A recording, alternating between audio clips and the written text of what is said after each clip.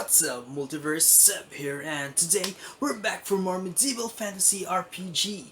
So last episode we fought zombies, we fought demon vampires, and we've also become vampires ourselves. Nerissa and I have been turned into vampires, so now I'm a wizard with vampire superpowers. So let's continue with our journey. Summary of the story so far. Once, you were an adventurous wizard in search of treasure and glory. Your life takes a dark turn when your childhood friend, Reginald, is murdered by a demon named Unroll, who carried out his nefarious activities by possessing the bodies of people in your home, Ring City. You swore revenge even as authorities of your own city blamed you for the murder of your friend. You discover that this demonic spirit is working with a cult of priests called the Order of Eternal Love, who are based in Ring City. This cult secretly worship Nerul, the evil goddess of the undead. Unrul the demon was working with this cult to bring about his permanent residence in your world by merging his demonic soul with the mortals and thereby creating the first vampire your region has known in hundreds of years. During your adventures, you ally with Nerissa, a good, beautiful, and fierce cleric, who serves Aletheia, the goddess of protection. Although you and Nerissa finally destroy Unrule and destroy the evil priest of Nerul, you and Nerissa get turned into vampires yourselves. Now, a demon possesses your body. However, you have not completely succumbed to evil yet. By holding on to what you love and through your own force of will, you have managed to keep the demon within you from consuming your soul, at least for the time being. Your demon is slowly wearing you down, and you fear it will not be long before you fall. Okay, I forgot which demon I chose and what was his name. Now, you and Nerissa desperately search for a way to separate yourselves from the demons that possess you. As vampires, you are distrusted by all that is good in the world. On top of that, you have struck a blow against Nerul, the goddess of the undead. In summary, as a magic wielding vampire, you are a power to be reckoned with, but the enemies you have earned are more powerful still. Let's look at my. I look so badass now. Like, I'm not a simple wizard, I'm a really powerful vampire wizard now, which is really cool. One tool you have is a black book that you took from Unrule after you slew him. This book contains 30 secrets about various notable people and creatures in the region. You will need a virtuoso performance to survive. Ruthlessness, compassion, courage, or caution, any might be your best course of action. It all depends on the scenario. Good luck. Okay. Okay, this is important. Okay, moral works a bit differently than in earlier volumes. Because you are possessed by a demon, it is difficult to have a high moral. Indeed, your moral will probably be relatively low for much of the game. If you ever get to zero moral or worse, you will be consumed completely by the demon within, a fate worse than death. Okay, so another thing to worry, the moral. Morale. It's pronounced morale? Okay. Morale. So I got 11 of them. But I don't have I shouldn't reach zero. Or else you and Nerissa Both vampires begin this story on a quest to rid yourselves of the demons within. You hope the Duke's Grand Wizard, the most powerful wizard in the Ring City, has the answer to your possession in his personal library. The problem is that his library is in the Duke's castle and no one, particularly vampires, enters without invitation. There is one exception.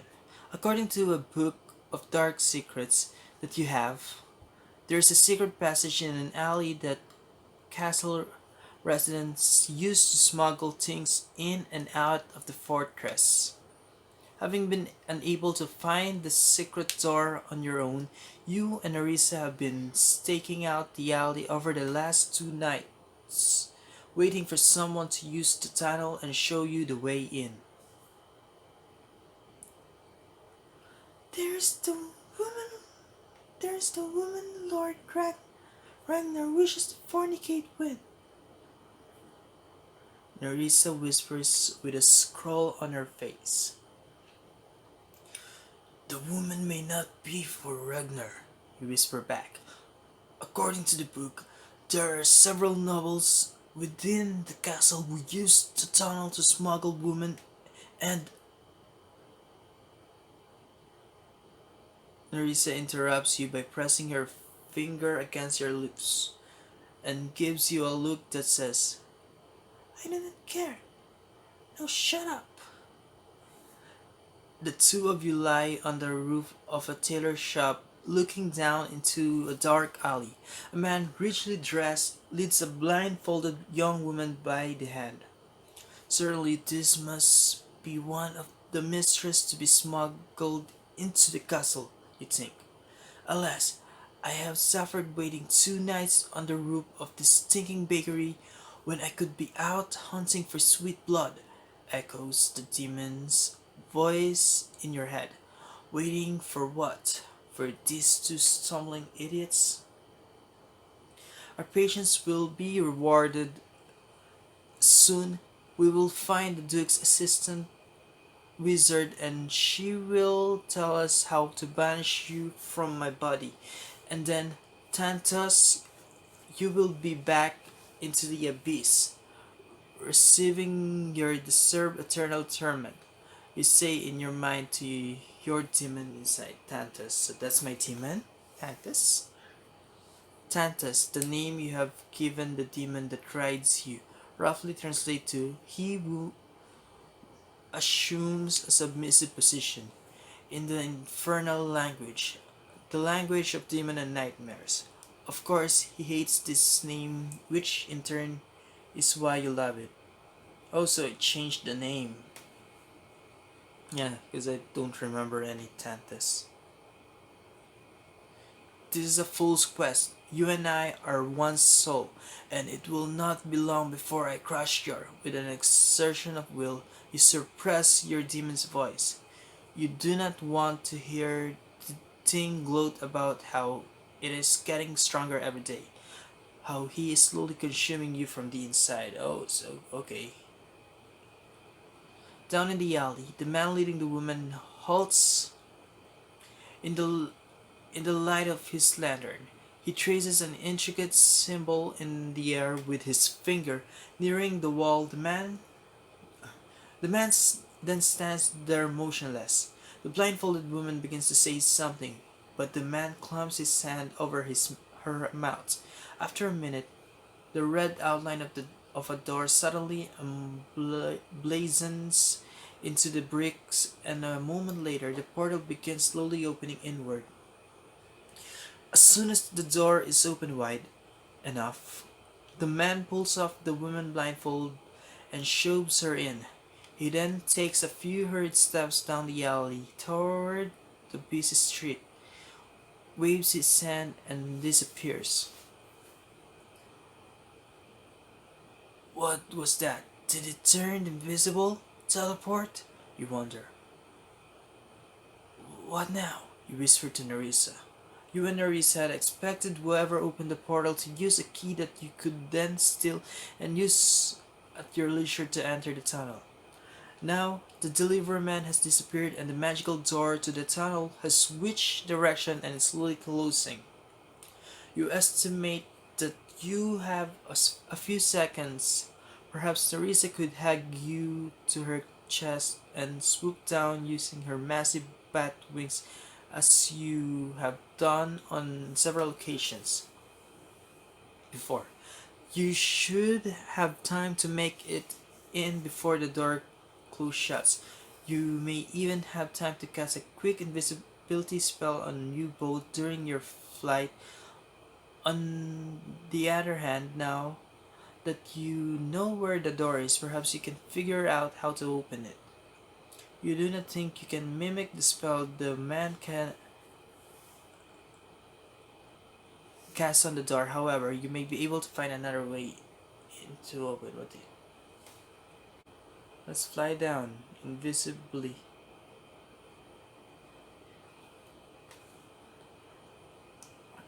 Fly us down, you whisper urgently. Without a moment to lose, Nerissa wraps you in her arms as you cast an invisibility spell on you both.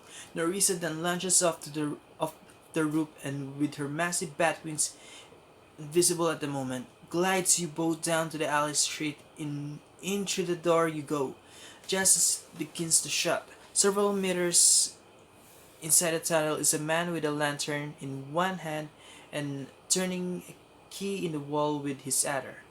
You hear a click in the ceiling behind you. The woman who had been pushed into the tunnel is standing beside him. They both suddenly turn to look in your direction. "What was that?" says the man. "You ask me," the woman says in tremulous voice. "I see no one. A monstrous rat, I have a little doubt." Now that her blindfold is off, you can see how pretty she is. Her large green eyes stare right through you and Nerissa. The man is not so attractive. He is an old hunchback and sickly pale. You suspect the rags he wears were once a uniform of some sort. There is still the vague outline of the Duke's coat of arms on what's left of his tunic. You and your vampire companion stand deadly still as the pair watch the secret door close behind you. The man shrugs, puts a key in his pocket, and continue on with the woman trailing behind. "The man I am to meet, what is he like?" the woman asks. "How should I know?" The, the man says in gravely voice. Gravely? How did you gravely voice? "They just shoved things into my tunnel and I shoved them out the other end. A regular meal I am to them." As a vampire, you can clearly hear the conversation even though you are following them at some distance. "Perhaps he is a lord," the woman says hopefully. "Or a lady," the man says with a cackle. "It is always one man on each end of my tunnel. One on the street who pushes pretty things like you in, and another man in the castle who pulls them out. Who, who will be the one who receives a toy tonight? I do not know. Who cares what the old hunchback knows? What does a mule care about what he carries or who he carries it for?" "If you took a bath, they might open the door a bit wider, I expect. Then you might know more," says the woman. "Oh, to truly be a mule. That would be a mercy. A tame animal needed suffer the cruel jest of spoiled boars," says the old man. "I'm only trying to be of service. I am not a whore," says the woman. The old man crackles. "Ah, then, my lady, I am afraid you have been sent to the wrong entrance of the castle. You see, this is the tunnel of shame, a means by which things better left unnoticed appear and disappear. If you do not believe me, when you are done with your lady business, be sure to ask your lord to send you out the front gate. Certainly, his wife will want to give you a proper farewell.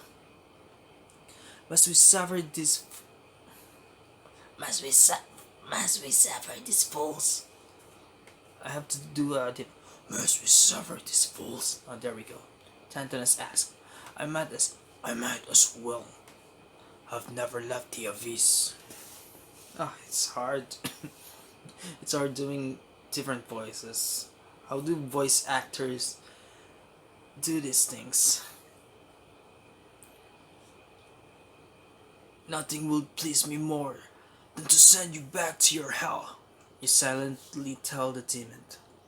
Surely there are perils ahead. We should bolster the strength of this body now. Let us train these idiots. That will be a mercy for them, and this tunnel is a finer tomb than they deserve, says Tantus. There is a slink along beside you. She gazes at the pair intently, indeed hungrily. The old man does not look like much of a meal, but the young blood of the woman will certainly give you strength. What do you do? Oh, no, we keep following them. Bad demon. Bad. Someone is expecting this woman, you think. Best to allow the delivery to arrive and all to proceed as expected if we want to leave the castle alive. Meanwhile, the sallow old man and the woman continue to escalate their bickering. You're, you're a little sweaty tunnel man. Not even a man, but a mole, says the woman.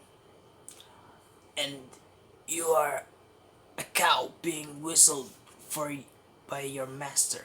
But a cow is useful, and I do not suspect you can be milk. How about it? Can you be milk? Asked the old man as he reaches back at her. She recoils.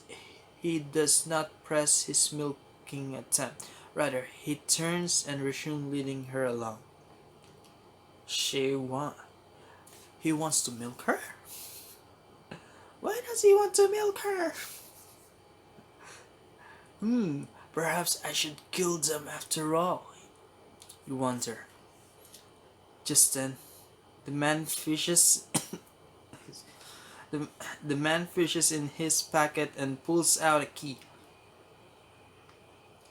Stop there, cow, if you value your life. He then inserts the key in the wall, a keyhole that even your keen eyes had not noticed. When it turns it, there is a click on the ceiling, and then light streams in through the outline of a door on the far wall, a door that had been invisible a moment ago. Come on then, out you go, he points. The woman skirts around the man and then pushes the door open. Light streams in and then she's gone. When the door shuts, the man turns the key again and the outline of the door disappears. He then sighs, put the key in his pocket and begin walking towards you. Although your invisibility spell has worn off, you are too far away to be visible in his lantern light. Nerissa motions for you to follow her into an alcove attached to the tunnel. Inside is a chair and a small table. There is a pile of straw in the corner with a blanket on it. There is enough space and shadows in this alcove to be able to hide from the old man if you want. Perhaps he will pass by. You have a magical key that you use to open locks. However, it has been drained of power and you will need to find a way to recharge it. In the meantime, you have a spell that you can use to magically unlock almost any portal. You expect you could use that on the secret door. On the other hand, the old man has a key and It's a key and he would make a nice snack. Besides, finally, you can charm him. Lil is ah, Lil is remembered by those under a charm spell. Let's use portal spell. Oh, I want to drain him. Wait, why? You motion to raise it to follow you into. Why did? Excuse me. Come on. Why did I lose 8 life points, man? That's 8 life points. I'm a vampire. So I'm supposed to have a uh whatever. You motion to Reza to follow you into an alcove of the tunnel. The old man whistles tunelessly as he walks past you. After a minute, you're satisfied that he is out of earshot, and so the two of you creep to the end of the hall. There, you recite the arcane words for the open portal spell. I'm getting sleepy. There, you recite an arcane words for the open portal spell that will open even magically locked doors. Upon completion, the outline of the door appears as soon as you twist the recessed handle of the door. You and Arisa shout in pain and surprise as ball shoots from the ceiling and pierces into you. You have sprung a trap. Okay, we're going to kill him. Who's there?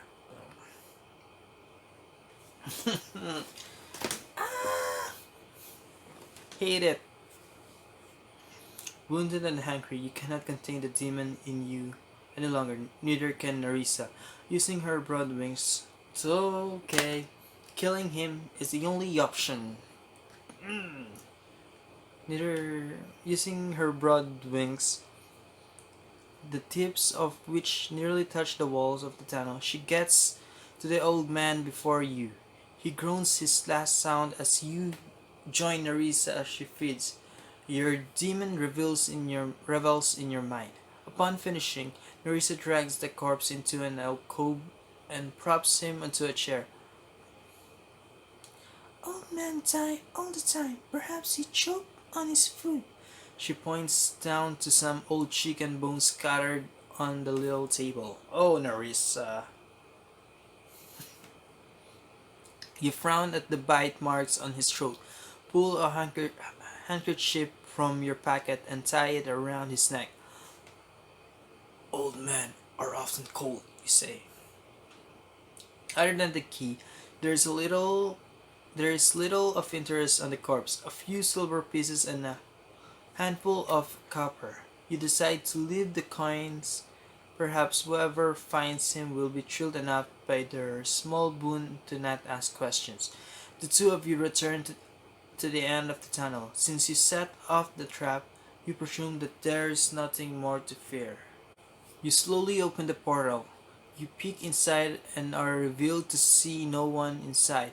There is a small bed in one corner, a lamp on two walls, and a low fire in a simple fireplace. Hanging up in the corner is a suit of armor, and on another hook is a long silver cape. You recognize the armor, helm, and cape as the uniform of Duke's Guard. You slip into the room and inspect the cape and see a large brass pin denoting a snarling lion. A minor offense. A lieutenant Tantus hisses. A minor officer. Sorry. A minor officer. A lieutenant Tantus hisses. Likely his spare uniform. No guard would leave his quarters in plain clothes.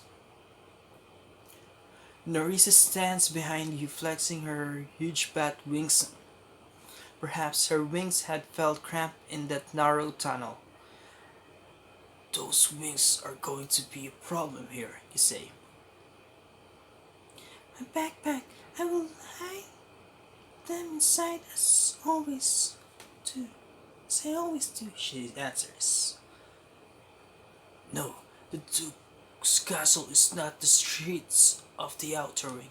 You cannot look like some vagabond hiking to the end of the world. Everyone here has a well understood purpose, and you are too slim and beautiful to be a porter.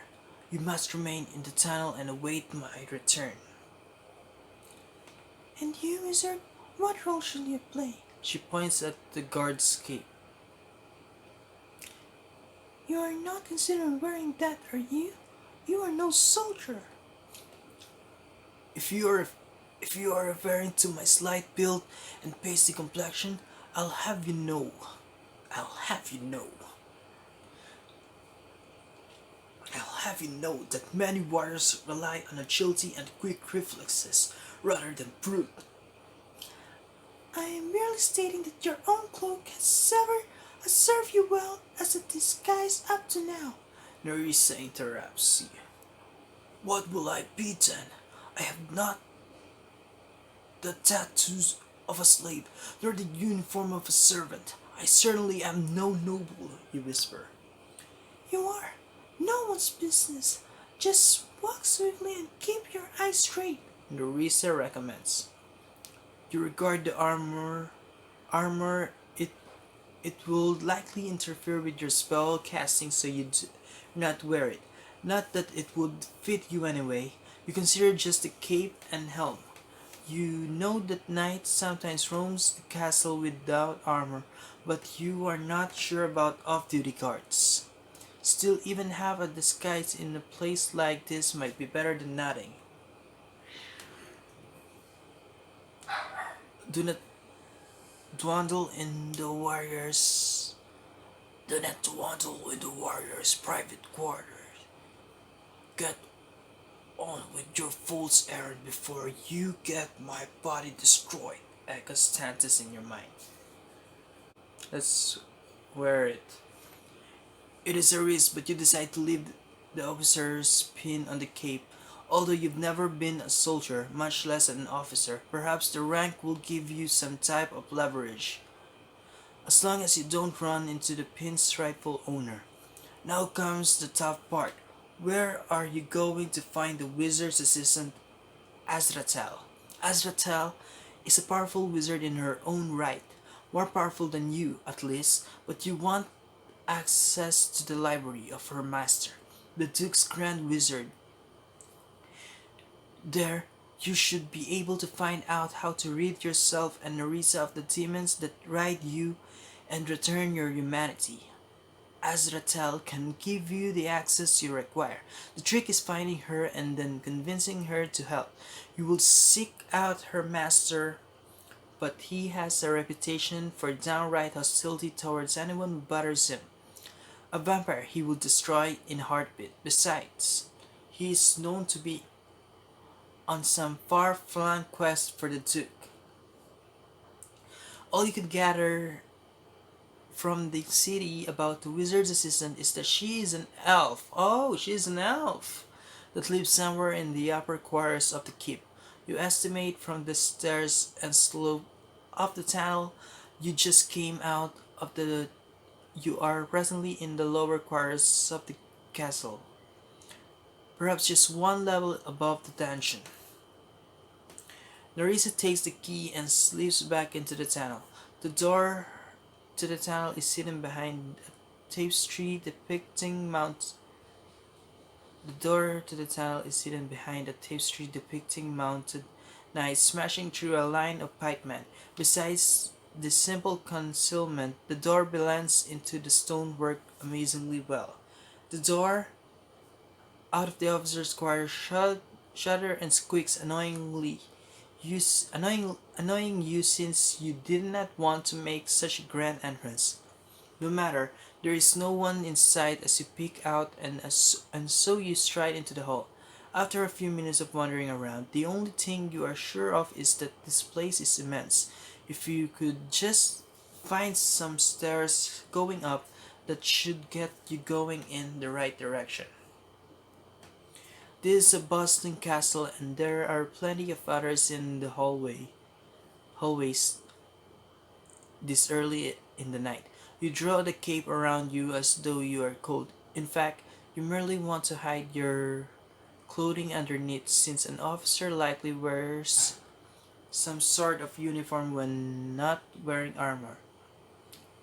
You are not sure whether you should act as though you are patrolling or pretend to actually be going somewhere. Without armor, you are not sure patrolling would make sense, and yet what else is a man in this cave supposed to be doing down here? Oh, so okay. So I should have left it. Most of the people are slaves on various errands. You know the slaves things to the round clown-like tattoos on their cheeks. Normally slaves are to be ignored, and so you are careful not to acknowledge them. Everyone else you give a polite nod to in passing. Some of those you acknowledge give you a strange look, while others nod back or ignore you. One pretty young servant woman gives you a big, obvious smile. Is she flirting? Up ahead is a pair of slaves walking towards you. Perhaps I could ask a slave where the stairway is. They will answer a question with no questions of their own, you think.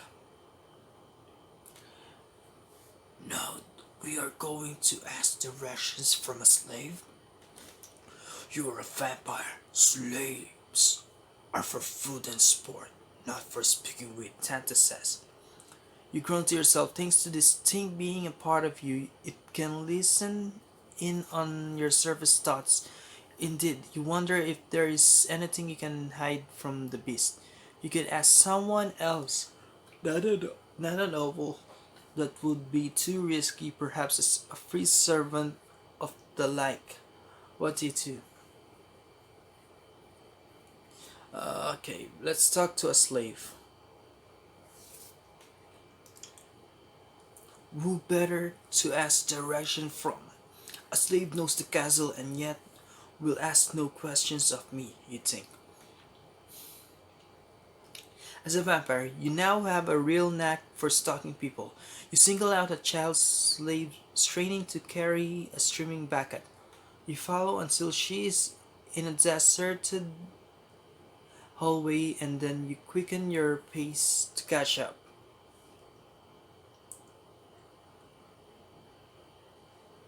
Where can I find Astratel? You ask as you place a hand on her bony little shoulder. She startles and slots hot water on the floor. Sir, I am sorry. I do not. The, the wizard's assistant. Where is she? You demand. Oh, there is little blood in this one. But it will taste so sweet, Tanta says. Your nostrils flare with sudden hunger. You could take this one aside somewhere. No, you tell yourself, and you withdraw your hand.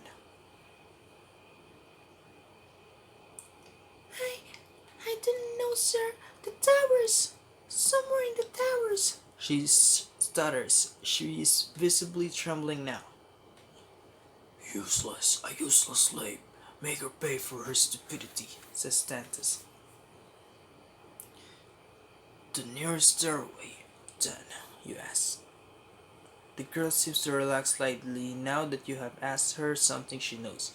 With a trembling voice, she gives you directions, and you are on your way.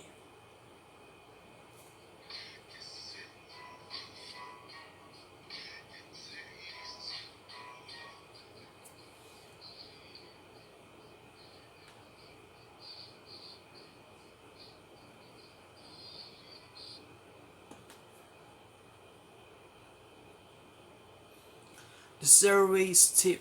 Stone frescoes decorate the walls. Art. The stairway is steep. Stone frescoes decorate the walls.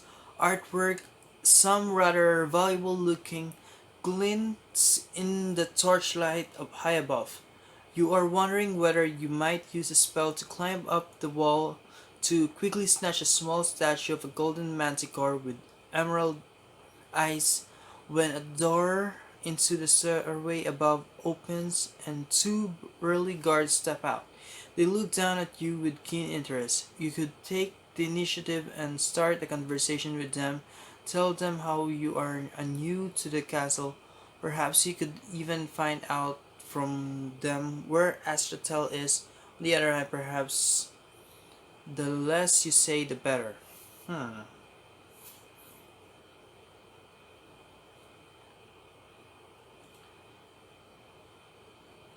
To initiate a conversation. Oh no, wait. No, no, let's just nod along. You nod to the guards and make as though to pass them. One of the guards, a young one, gives you what you presume is a salute. He beats his chest with a fist and puts his palm up as a caster of spells.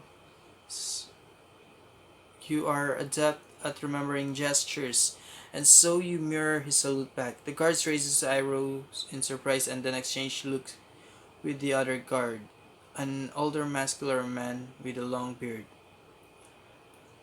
That must not have been the proper response. Danton cackles in your head. Perhaps as an officer, you are expected to respond differently. You can't tell what rank these guards are. I am Randall, says a long bearded guard, and this one is Wexler. Randall nods to the clean shaven young guard beside him. Your face is new to me. What is your name, sir? Asked Wexler. Well met. You smile as you think of a lie. My friends call me Torture. Fool, you cannot name yourself after whatever happens to be around. Tanta screams in your mind.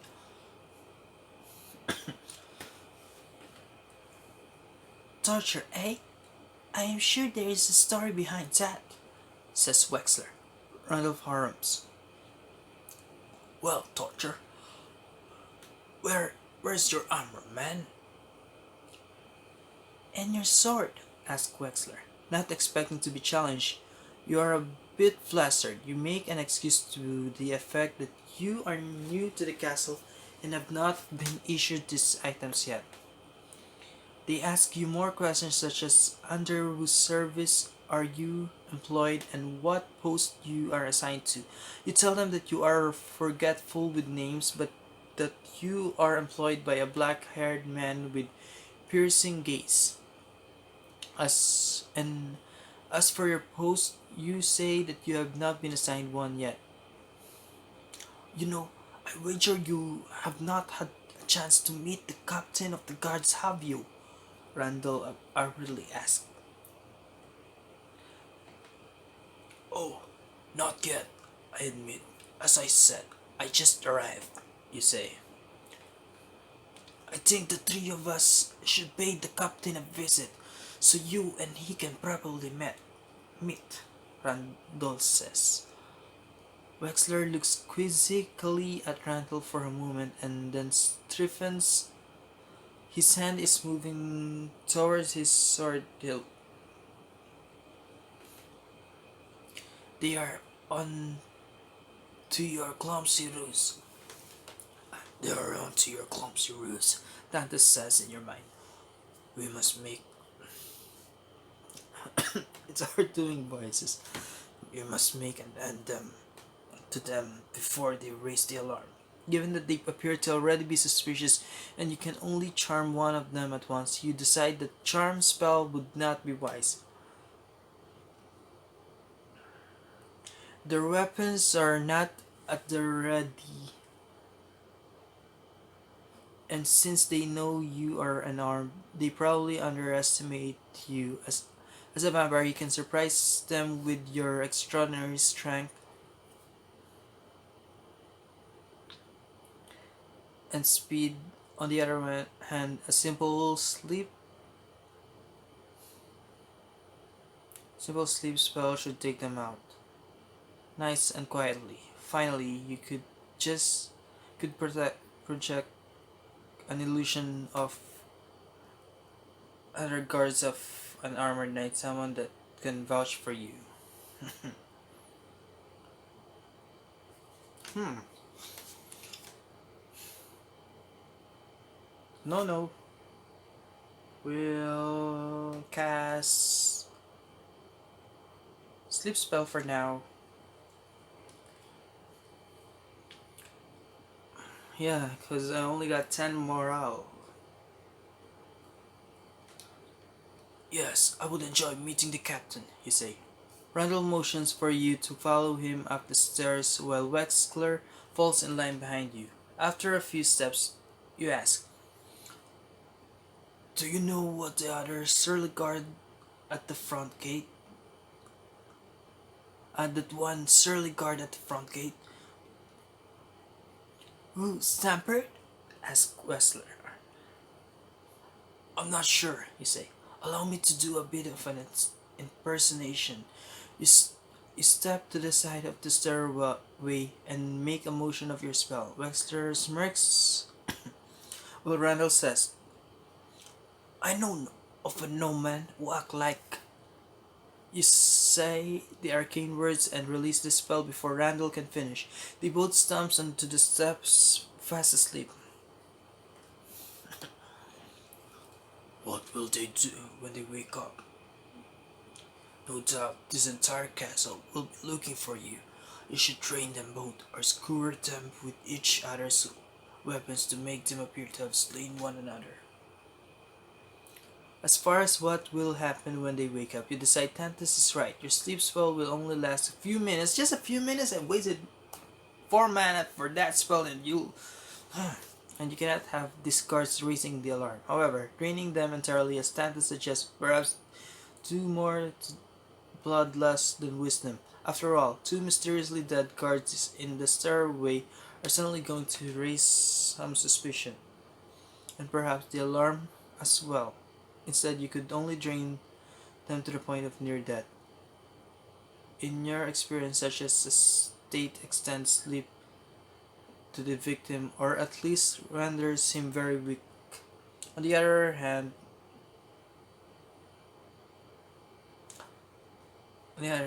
men-at-arms do sometimes sprawl, and dead men tell no tales. Just train them to near death.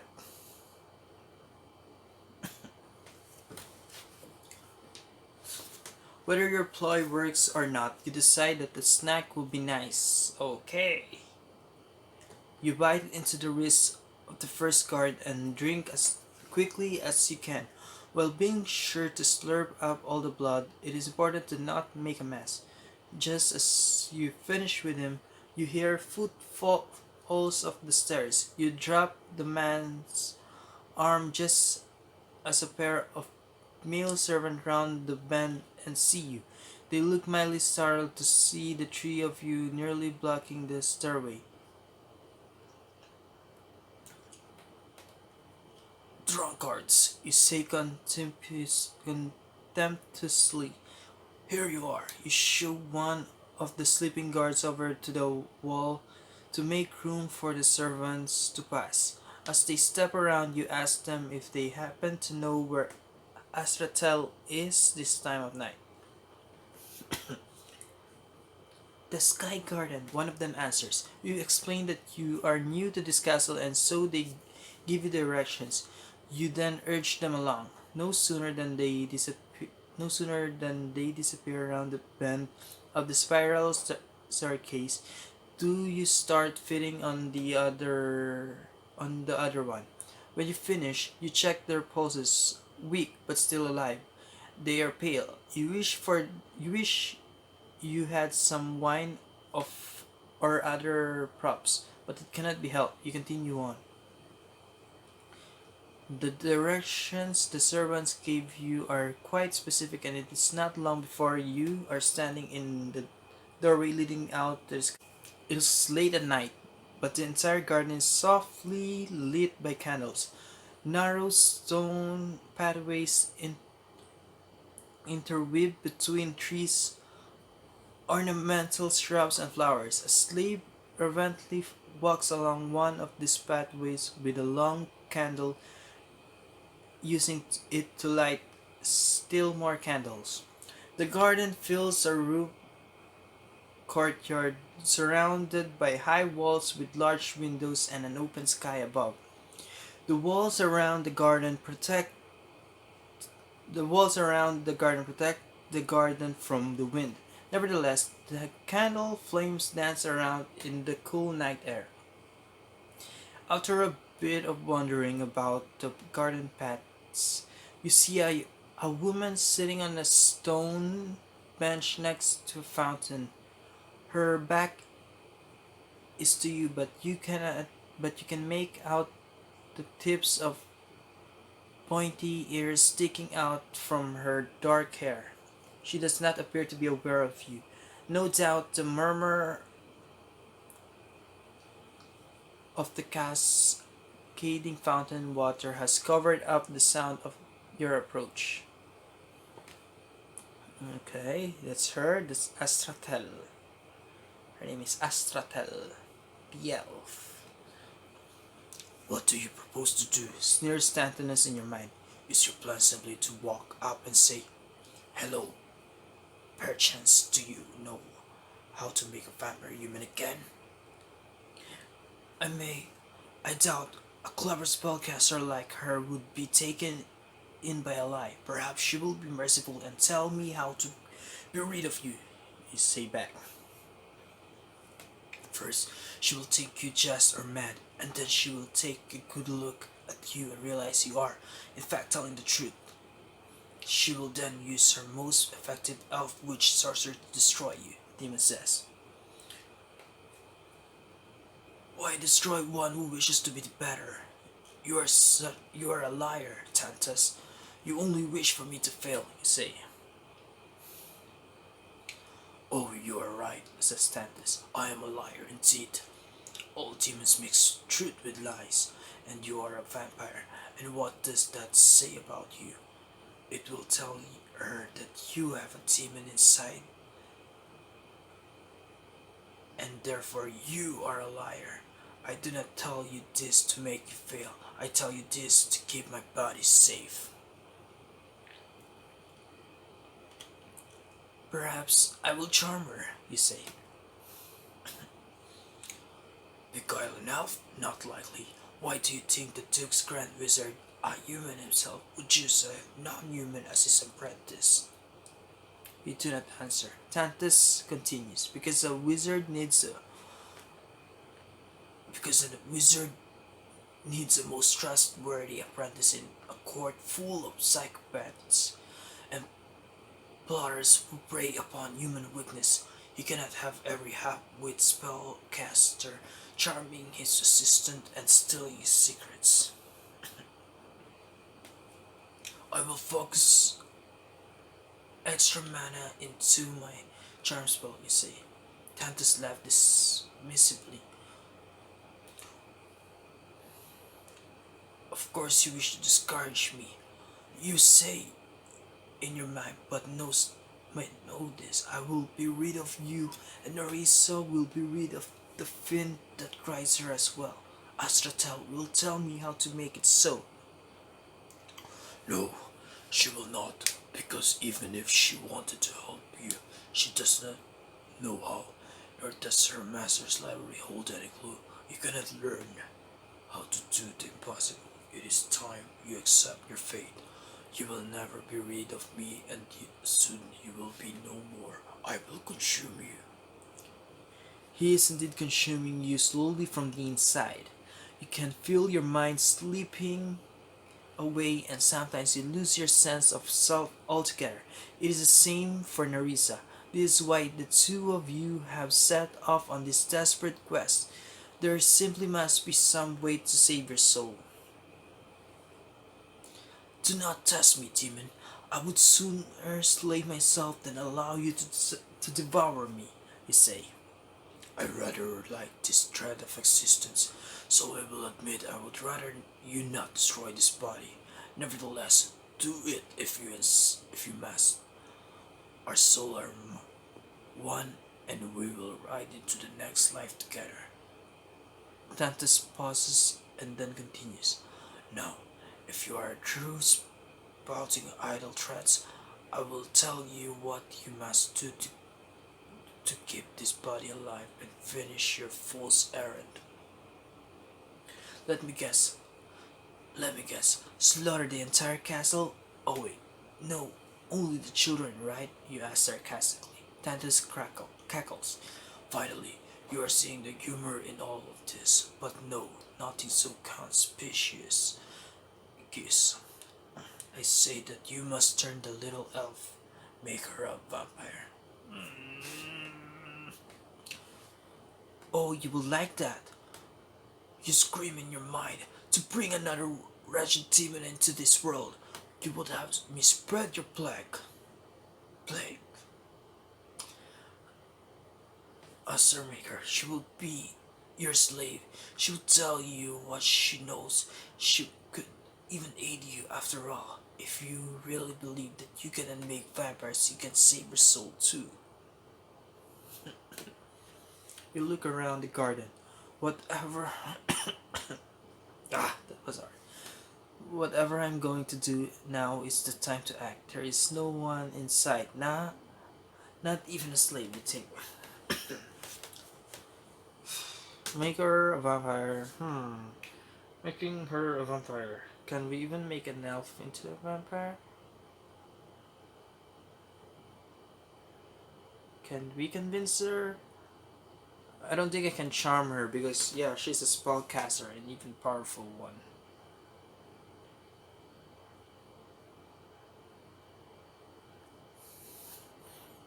I think the right choice is make her a vampire, but let's try to convince her still. I knew it. My lady, I am sorry to disturb your meditation, you say. Astratel turns to you to reveal a delicate and beautiful face. Rather than irritated, her eyes betray a calm seriousness. She nods. You are known throughout the castle for your wisdom, and so I have traveled here to ask your counsel. I have this friend, more than that, someone I love. She has been turned into a vampire. The elf looks at you carefully. Take your helm, soldier, she says, not unkindly. You do not do as you are asked.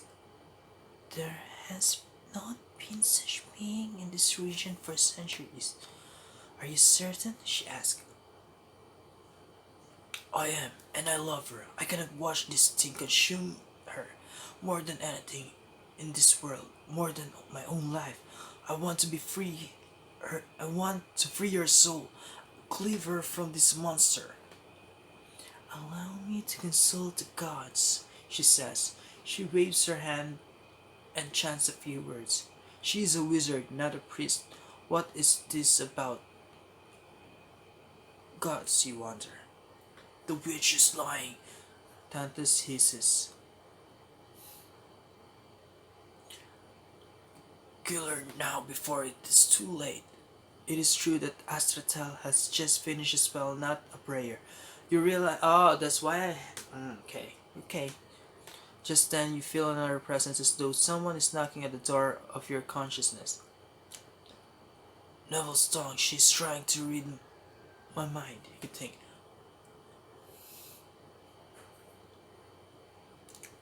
You love what she was, not what she is, Astratel is saying. As you love her memory, destroy her puppet body and send the demon back to the abyss. Oh, yeah, man. Send her to the abyss. Send her to the abyss, you ask helplessly. The knocking on the door of your mind is now pounding.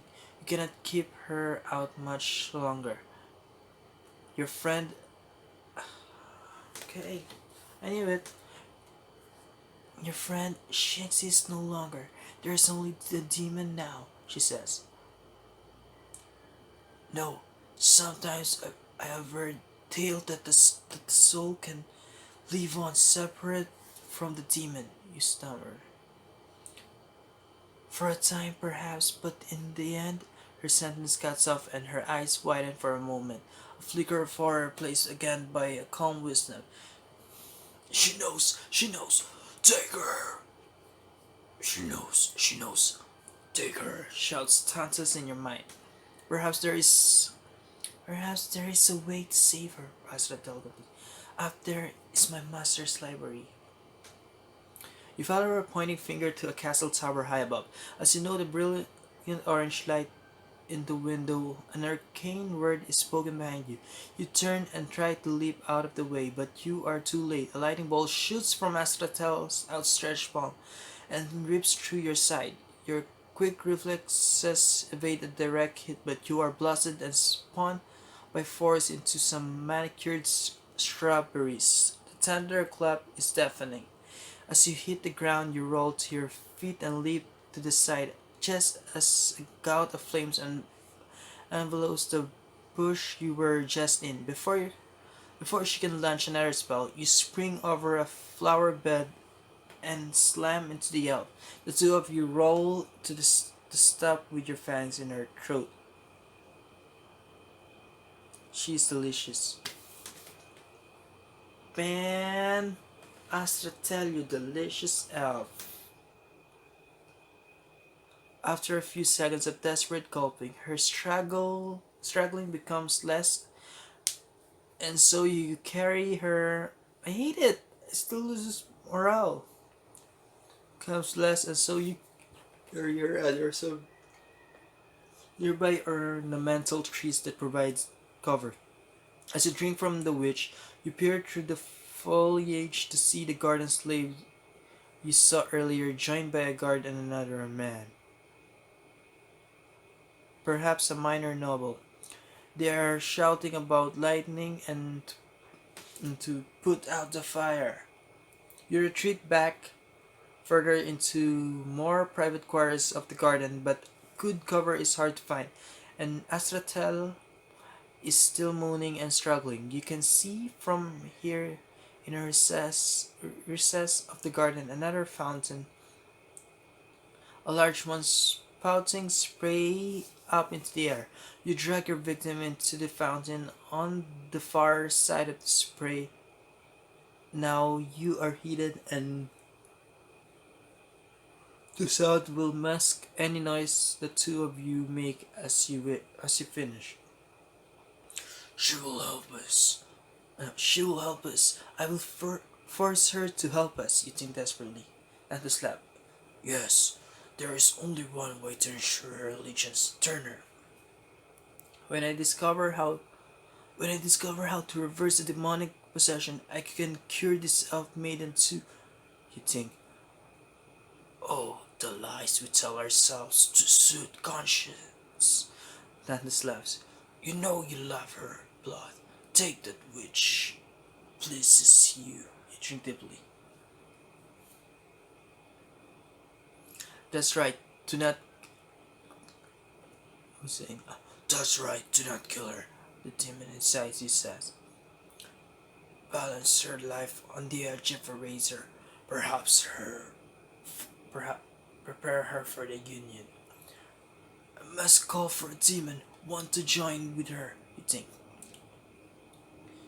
Certainly, Tannis exclaims.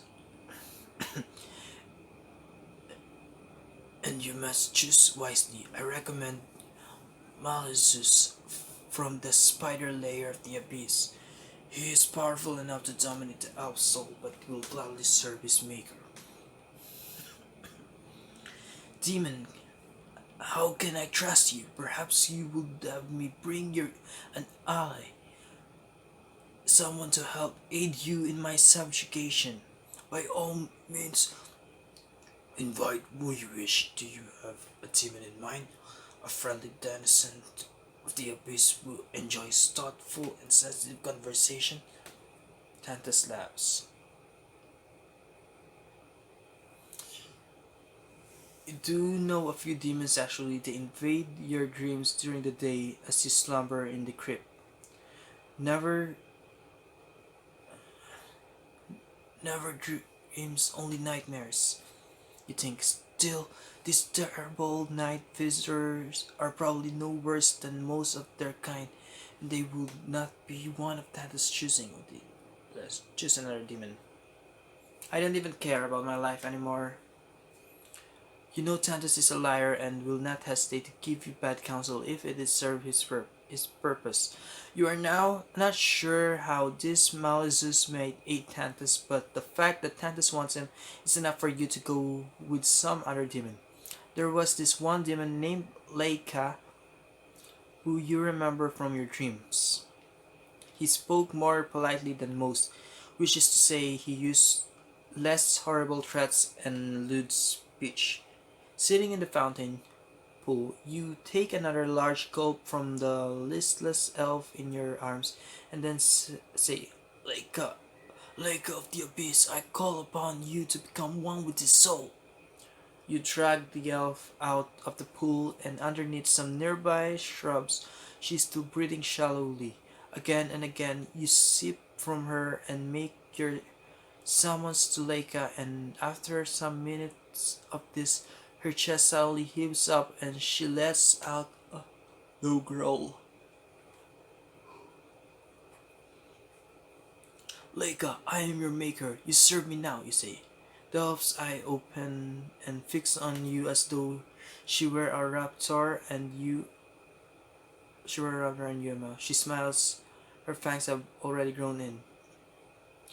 It is I, Leica. As gratitude for pulling me out of the abyss, I will serve you for a time. Her smiles widen. Leica, your first task, tell me how I can unmake a vampire. Tell me how to separate the demon soul from that of his souls, you command. Astratel's body convulses for a few seconds and she lets out a low groan. She then speaks again. Very well, very well. Let me go, and I shall lead you to the answer you seek. You allow her to stand. She then stabs you with a dagger. Damn it! She is still weak from being turned, and your reflexes are fast, so you dodge. However, the blade pierces deep into your shoulder. You snarl and push her to the ground. You are about to pounce upon her when she begins thrashing around as though wrestling with an unseen force. Fool, I told you not to summon just any demon. This Leica you selected is weak and allowed the witch to take back her body. Damn it, Leica, you freaking weak demon. And now Leica battles with Asphodel soul, you ask. Yes, what is done is done. Let us see how this unfolds. Thus advises. After a few more seconds, the convulsion stop and the newly made vampire regards you with cold eyes. I apologize, my lord. The will of the elf is strong, however, I have control. After a moment, Tanta speaks in your mind. Yes, Leica has control again, I can tell. Advise me on how to cleave a demon from a human soul. Tell me how to make a vampire, you command. The vampire shakes her head. We have no such knowledge. Tell me where I can find someone who knows, you say. If this can be done, Drala, the witch who sees all, you would know. Where is Drala, you ask. I must consult the map of my master, my host's former master. Come, follow me. She leads you out of the garden and down several passageways. You pass asleep scrubbing at the stone floor. He looks up at the elf for a moment, takes a slightly longer look at you, and then returns his attention to his work. Your slave vampire seems to walk with an occasional tick. For example, her hips will suddenly shoot out to one side of her arm will leap off from her body. What sort of elvish eccentricity is this, you wonder? The The host, the host soul still fights the union with Leica. Your demon says, "We must watch her. If Astratel's soul seizes back control her body even fleetingly, she will likely attack again." The union is still not complete, you ask. Her body moves as her body moves as though there is turmoil within. Your turning was well done, even if your selection was not. Nevertheless, elves have old souls and are not dominated easily. Now, now you tell me this. This was your idea, you say. It was the best counsel I could give, since you will not accept your fate. There are no wise choices to offer, only one less idiotic than the others, says your demon. In any case, Lakes seems to have the upper hand at the moment. After a long flight of stairs, as Astratel, as you decide to continue calling her, stops at a large oak door. She speaks a phrase in a language you do not know, perhaps Elvish, and make an arcane gesture. She then opens the door, lifted the protection ward on the door, I wager, you think. You follow her into a circular room, likely one of the castle tower.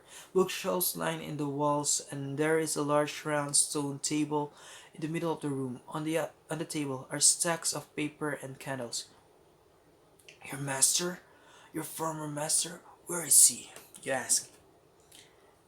Gone from the castle. Azrael responds in a tone that makes you decide not to pry further. This is what you expected from what you could gather from your investigation over the last week. The Duke's wizard was rumored to have been gone from the city for some time. Ashtael steps over to the table and unrolls a long parchment. You recognize the map of the Northland Heights Kingdom. The kingdom Ring City is a part of. Ashtael pauses over the map, staring down at it. She begins to speak and then stops. She looks up at you, hate evident in her large, beautiful hazel eyes. She does not betray her former master so easily, Tantus whispers in your mind. Drala, the witch who sees all, tell me where she is, you command. Ashatel's lips curls up, showing one long fang for a moment, and then she turns her attention back to the map. She waves a trembling hand over it and says an arcane phrase. Suddenly, dark lines and symbols materialize on the old parchment. She points to one of these symbols and says, Trala is here. The bountiful plains? Where is she going, you ask? Everyone knows that Trala is always on the move aboard her floating tower. The witch only allows a powerful few who she trusts and does business with her to know her whereabouts. Astratel points to one of the recent visible dark lines crossing the kingdom. This is her path. You study the map for a moment. Where? When will she be here? You point to a location along the path that is closest to Ring City. Astratel traces her finger along the line. Third night from now. Good, now full you of what you need. We must leave before we are hanged from the ramparts for the rising sun, says Tantus. Reach the lamp, leave it. You reach for the map. Leave it, Tantus said. You do not steal from the Duke's Grand Wizard. Your feeble protection from scrying ring will not hide you from such powerful men if you carry around one of his dear belongings. I just turned his trusted apprentice into a vampire. I think we are past offense, you say. We take her with us and dispose of her later. Perhaps with her bones at the bottom of the Serpent's River, her former master will not find her. For a time, Tantus says. I would not send her into the next world tied to a demon, you say in your mind. Tantus laughs. What choice is there? Astratal's master will find her if her soul, or at least what's left of it, remains in this world. And even if you abandon her alive, oh my god, her master will destroy her when he discovers what she has become. Damn it. Put the map away. Put the map away and lead me to the escape tunnel, you command Astratel. Which tunnel? There are three, your vampire says. More than one? The one... The one in the officer's quarters, he say. Apparently there is only one tunnel of that description because Astratel nods, stows the map on a shelf and strides out the door. You remind yourself to ask about the other secret tunnels later. That will be very valuable information indeed. Astratel sweetly leads you to the stairway you used earlier to get to the upper level of the castle. As she descends the stairs ahead of you, she stumbles as though drunk. Watch her carefully, Tantus advised. Her soul is at war. The demon you summoned is your slave, albeit an unwilling one, but Astratal the elf is your enemy.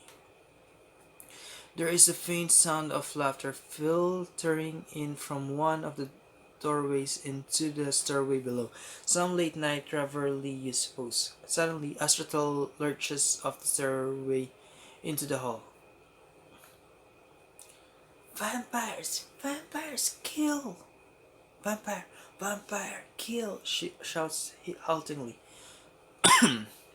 You bare your fangs and lunge after her. Tantus is attempting to wrest control of your body, something you warned him not to do, lest he suppress his dark soul. Such suppression is straining to you, but it causes great pain to the demon, and so you have arrived at a tenuous peace. Now he is breaking the peace. I shall crush you, demon, you say as you begin to wrest back control. Let me kill her! Let me kill her! She will have us destroyed. Tantus screams in your mind. Suppressing Tantus will take some time and energy. Also, if you want to destroy Astratel, Tantus has proven to be an effective killer in the past, and you have always been able to take back control of your body after one of his rampage. On the other hand, do you really want to hand for control? No, let's suppress Tantus. That's cool, that's cool, that's cool, that's cool, that's cool, that's cool, that's cool, that's cool. Just cool, really cool. Damn it.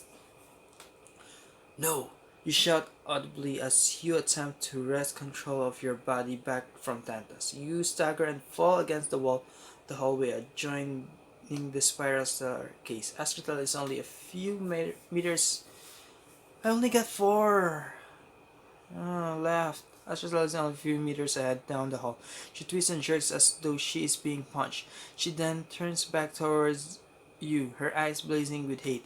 You recognize the spell called Neville's Feast before she finishes it, but you haven't control enough of over your body to dodge. A blue light shoots forth and strikes you in the stomach, sending you flying back. By the time you regain control and recover enough to stand, Astratel is casting another spell, or at least she is attempting to. She is having difficulty forming the words and gestures as her demon fights her from within. Even if I ran, she knows where I am going. There is no escape unless God's forgive me, you think. You spring upon her, gouge her eyes, and smash her head against the wall. You lie atop her and look at her face. Oh no, I feel bad. And first elf, and a pretty one, and I killed her. Astratel, Astratel, I am sorry. I pray you can be free in the next world. She smiles, although in her blindness, the smile is not quite directed at you. Nerul knows you. Nerul knows you, she says in a guttural, inhuman voice. You will pay for your blasphemies against her. It will not be long. It will not be long before you return to the abyss. Her breathing slows and then stops. I suggest you. I suggest you sever the head. You will not want this one coming back, says Tantus. You are unnaturally strong, and your dagger, long and sharp, nevertheless, it is taking some work to decapitate your former slave. As you saw away, you wonder what was that about Narul? What does the elf knows about that evil goddess? I will wager that was the demon speaking, not the elf. He is from the abyss, and so is Narul. She rule. Ah, I will. She rules the layer of the abyss, called the plains of despair. How can you not know this? Asked the Tantus. I mean, I don't know people from hell, from the abyss. Like, come on. Do you know people from Ring City? Well, I guess you do. You're a demon. Excuse me if I am not fully acquainted with the politics of the hell you came from. You say exactly. Don't know people from hell. Jeez. In any case, I recommend you heed the warning. Demons lie as you enjoy saying, but her expression was too self-satisfied to be a lie. If Nerl knows us, then we best beware, says Tantus. Nerl is the goddess. If she wants to destroy me for defying her temple and killing her priests or whatever blasphemy I might have committed against her, then there is little to be done, you say. The gods do not simply reach in and smite mortals. In this world, in a universe like this one where many rival gods hold sway, even Nerul must be more subtle than that. Gods work through intermediaries, says Tantus. You mean priests, you ask?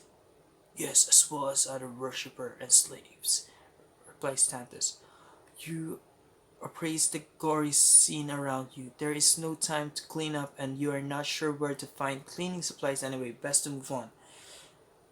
Gods, what have I done, you think? Indeed, Osriel was of good reputation. Tantus cried. So what do? You turn her into an abomination and then slay her. Perhaps you would make a fine demon after all. The union was not complete. Perhaps Azrael's soul will be free in the next life, you say. What a pleasant lie to tell yourself, says Tantus. With an act of will that sucks some of your strength, you crush the demon from the fore of your consciousness.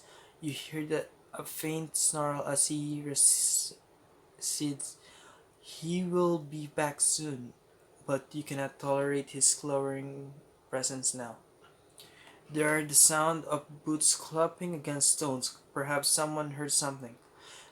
Down the stairway you go, leaping many steps at a time. You realize a man covered in blood in such a rush will look suspicious. If you come across anyone, nevertheless, you just want to get back to the escape tunnel.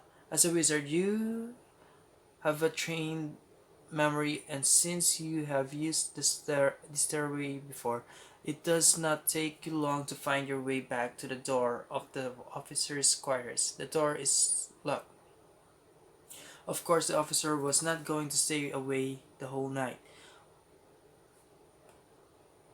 Flounder, Flounder, it would appear you found your cape after all, says a deep voice from behind. You see, says another man, there are no thieves fool enough to steal from the great Flounder, he laughs. Gods, what is all that on your cape? No, one asks. What do you do?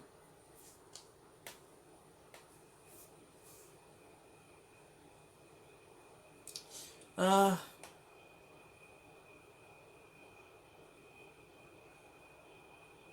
Another sleep spell? Maybe let's talk our way out of this. Yeah. Oh, wait, what? All is well, you say without turning. Flanner, your voice.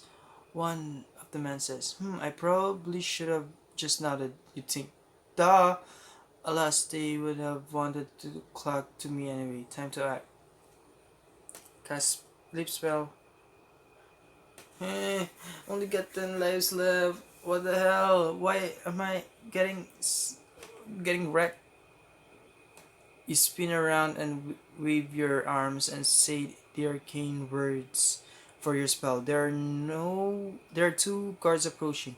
One with his swords partway drawn and the other has leveled his crossbow on you. An instant later, your sleep spell is cast, but not before the one fires his crossbow. The bolt sinks into your stomach. You pull the bolt out as a vampire. I hate this. As a vampire, you do not bleed the way you did as a mortal. Nevertheless, you press your hand against the wound stem the initial flow of blood. The two guards lay on the floor. Drain them down to diseases. Two fresh throats. My demon are merciful one. One moment you tell me how I have what I want and must be, and the next you wish to stop and snack, you say. But it is so easy staged to look as though they are passed out from the drink. Dead from drink right out in the hall.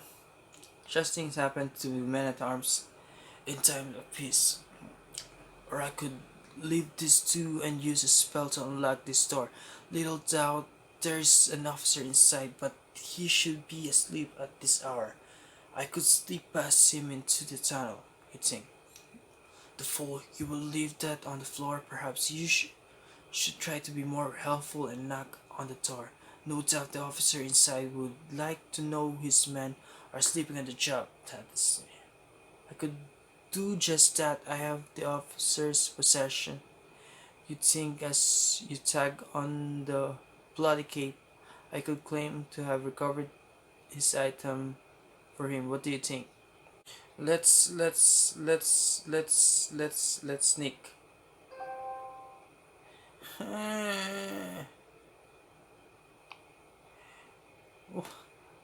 You have.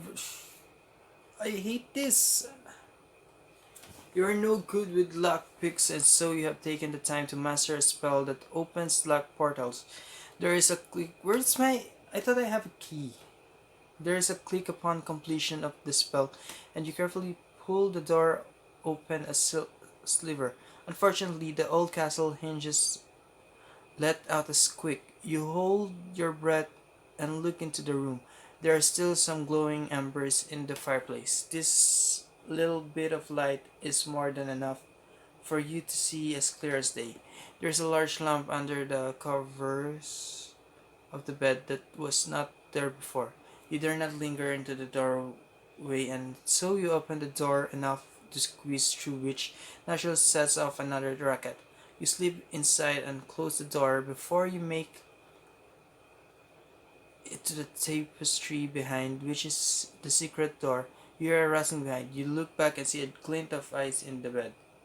Instinctively, you let out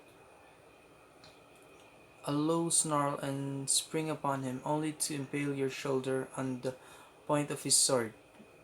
Of course, the soldier sleeps with a blade, you think. The soldier shouts and tries to withdraw his sword from your body to strike again. You embrace him tight, driving the sword deeper, but this allows you to bite down his throat. You begin to drink, determined to make this man pay for what would he inflicted on you. However, you hear a commotion in the hallway, and so the demon in you takes control. Finish him so we can escape. Tantalus shouts as you snaps head back, tearing the officer's carotid artery wide open. Haha, how many will you kill to save your own soul? Even less. You ran. Nerissa comes out of the shadow and got so much blood. The information I gained came with some difficulties, you say.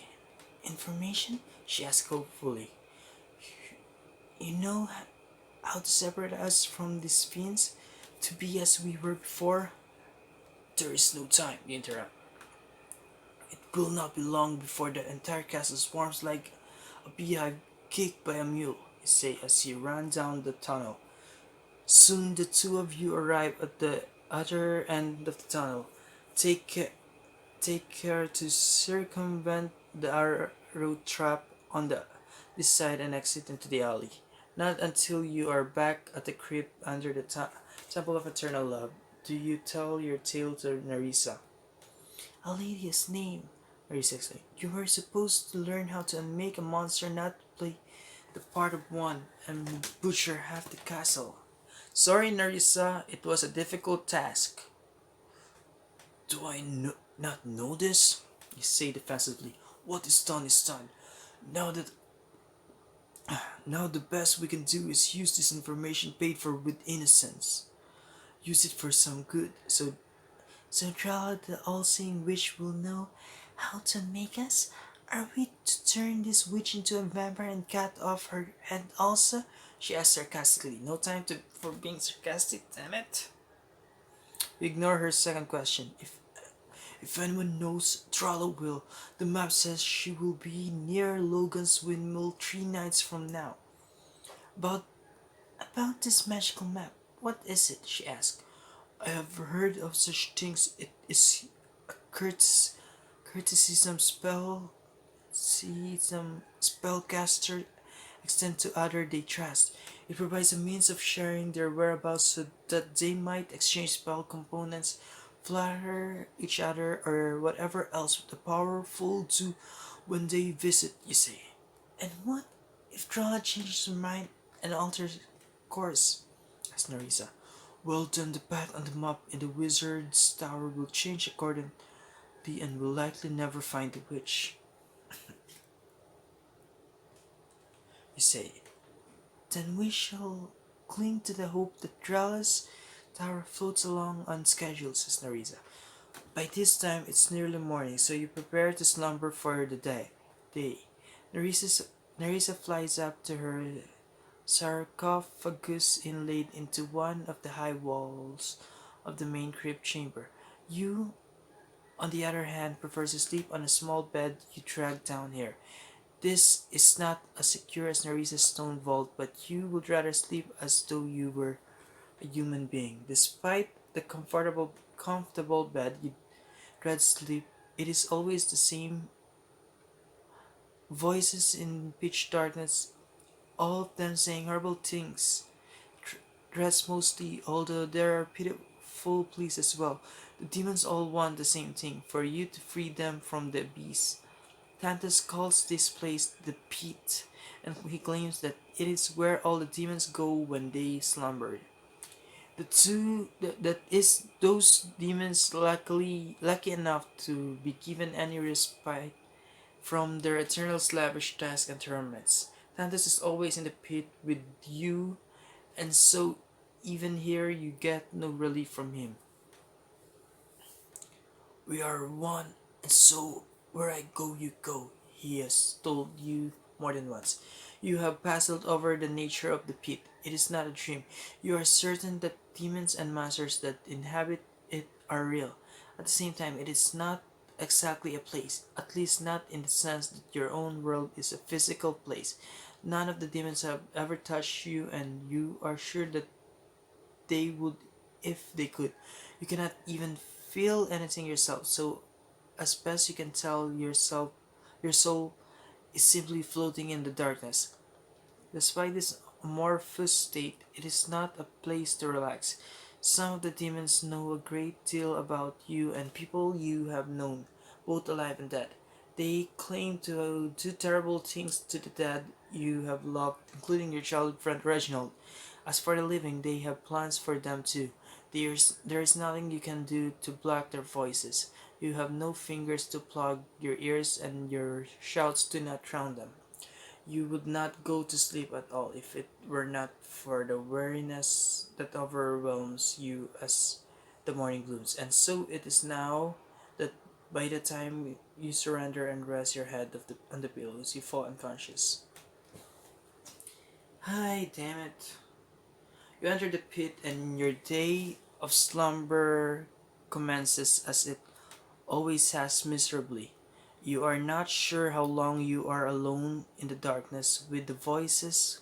When you see a door materialize before you, you try to reach out and touch the door, but you have nobody to do so. Nevertheless, the door opens and you will yourself through. The next thing you know, you are on a massive stone spiral staircase.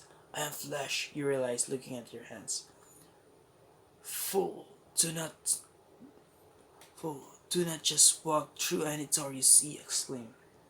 You spin around and see a boy, perhaps 11 to 13 years old. He smiles at you, showing a full set of razor teeth. Worst, he has long scorpion tail with a dripping stinger. Actually, perhaps worst of all, he has a bold cut hairstyle, reminding you of a monk. Probably meant to be ironic. Damn. Scorpionok. The monster boy takes a step forward and extends a claw hand.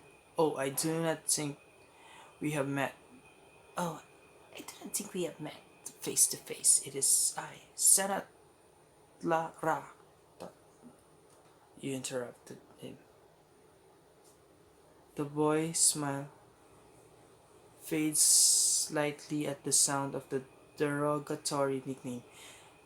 The demon that rides me, you realize you ran a tumble along your teeth. No thanks, he is separated from me. Could I destroy the thing and be rid of him?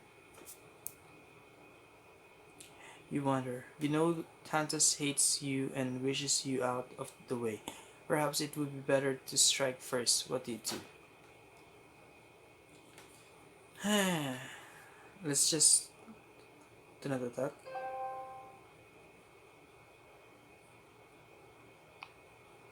Something does not add up here. Tantus was behind you before you knew he was there. If he wanted to destroy you, he would have attacked you. Demons are nothing if not dirty fighters. With some effort, you compose yourself. Tantus shouts, "Is that murder I see in your eyes? To kill one such as you is hardly murder, and then I would be rid of you. Destroy me, destroy yourself. Here in this universe we are separate, but back in your native world we are one. Rest assured, I would have slit your throat as soon as you entered here if I could." Tantus makes a throat-slitting motion with one long nail. Besides, even if destroying you did not mean my own death as a vampire, killing in the Great Survey is forbidden. All the gods have agreed to this. Neville's tongue, you exclaim as you look around. Is that where we are? I remember tales of this place. It is the stairway between all the universe. It is infinite. Infinite in the precious to all the gods. A region of truth here. There is to be no war or any violence. To harm another traveler on the great stairways to earn the wrath of all gods. You recite from an old book of legends. Such wrath even a demon fears. Tantus smiles his razor teeth. You suspect Tantus is lying about the danger of mutual self-destruction. However, the dictate against killing another on the great stairway is well known, you realize. Man. So our souls project into other worlds that separate while our body slumbers. It would appear that we are not as closely linked as you would have me believe, you say. Tantus waves your comment away. Soon we will be one everywhere, one soul. My soul with a few of your feeble talents and foibles sprinkled in. You will know nothing, not even the pit. Only I will remain. He smiles triumphantly. I'm not doing any voice anymore. You ignored his gloating. And if we are not here to kill each other, then why are we here? Tantus shouted. A powerful entity is behind this. We were pulled here by something and not by accidents. Powerful spirit or perhaps even a god. Why lead us to this place, you ask? It is a stair between all worlds, a much less costly means of travel than trying to tunnel directly from one universe to another. Even the powerful prefer not to do that. Much easier to simply provide the portal and tempt you to come to them. Which brings me to my earlier point. Do not bumble through the portals between universes like a stupid child. Actually, you are the child, you said, pointing. I imagine you to be some giant fearsome pit fiend, and here I see that you are just a little boy with very poor teeth, you laughed. I was a boy once, no longer, I assure you, Tantus whispered menacingly. Now about the doors. I will gladly step through any door if it provides exit from the pit, you say. It is a trap. This whole arrangement smells of wine, he says. As you said, we cannot be harmed here, you say with a smirk. In the crypt of my own world, my body is a corpse. However, my soul has no such rest in the pit. Perhaps here I can finally have some measure of peace rather than horrible voices in the dark. Dantes goes on criticizing your decision-making skills and otherwise launching his usual insults. Meanwhile, you experiment with plugging your ears. It is reasonably effective. However, you can still hear him. You begin leaping down the stairs away from Tantus. Ha ha, I am rid of you, shouts with glee. Stop, you idiot, yelled Tantus as he closed down behind you and on his small cloven hooves. Down you go. You pause for a moment and look over, revealing the vastness of. Oh my god. Infinite indeed, you whisper. Watch yourself, says Tannis, smiling. You wouldn't want to fall forever, would you? You continue running down the stairway. Maybe you can find a way to exit Tantus or discover something. In your human form, you are not as agile as you nearly trip and fall head over heels. As you recover, you notice someone on a landing below, a small person, a dwarf. You realize he's eagerly running his fingers through the contents of a bag. You take a few more steps down to get a closer look. Gold, you realize that greedy little dwarf has a big bag of gold coins. The clip-clopping of Tantus alerts the dwarf. He looks up at you, lets out a frightened squeak, and then flings his bag over his shoulder and runs to a door. Hey, wait, I only wish to speak, you yell. The dwarf is gone through the door. You start down the stair after him. Suddenly, Tantus springs from behind you into your path. You cannot be serious, stupid as to follow him. He may know something of this place. Tantus throws up his hand in desperation. The door does not merely lead to someone's kitchen. These are portals to other worlds, and that dwarf with the gold pouch was perhaps the most obvious trap I have ever seen. He was trying to lure me into another world, you ask. It probably does not exist to begin with. More likely, that was an illusion, a trap set out by something in the universe behind that door. An illusion? What makes you say that? You ask. Although you already know the answer. A plump, vulnerable looking dwarf with a giant bag of gold would make a tempting lure to some. Tantus walks over to a nearby door and points to a small stone inscription in the adornment above the portal. You look closely and see that it is writing in Infernal. Come in, whatever you desire here, you can have it forever, it says. That is the language of my kind, and needless to say, the words are a lie, says Thanos. Besides, where else on the stairway I expect to end up? Whenever I have been here, there are only doors to the abyss. And let me tell you something of this region, the stairway. Demon lords and abyss gods do not readily allow souls to wander outside their dominion. No, I wager there is a demon behind that door, desperate to escape his hell, waiting like a spider on a web for a fool like you to swap places with. They can project illusion from their universe into the stairway, you ask. the powerful can, and they watch the stairway using scrying spells. They will try to tempt you in every way imaginable. Indeed, there have been angel lost in the abyss to such temptation. Is nothing real? You ask. Of course, Dante answers. The stairway itself is real, although you should heed where you step. I have seen illusion used to trick the careless into stepping off to plummet to their deaths. As for other beings, well, you and I are real, are we not? But as I said, the stairway is infinite and in many places sparsely populated. You could spend days of travel before encountering another actual soul. Oh, that sounds nice, you say. To be alone without you in my head is just what I need. And with that, demon, if you do not mind, I believe I have had enough instruction for the time being. I do not think that is wise. You are ignorant and not very clever, he says. I am safe here so long as I do not succumb to any temptation, and I have nothing but your prattling for weeks. To make matters worse, now that you are separate from me, I can smell your stink, you say. Dante steps closer, turns, and fans his bear behind, heckling. Let's tolerate him for now. At least. You know what? I'm gonna end it here. Been doing this for more than an hour, so yeah. Gonna end this episode here. Gonna continue again next episode. Let's see what will happen in this hellish limbo stairway universe dimension.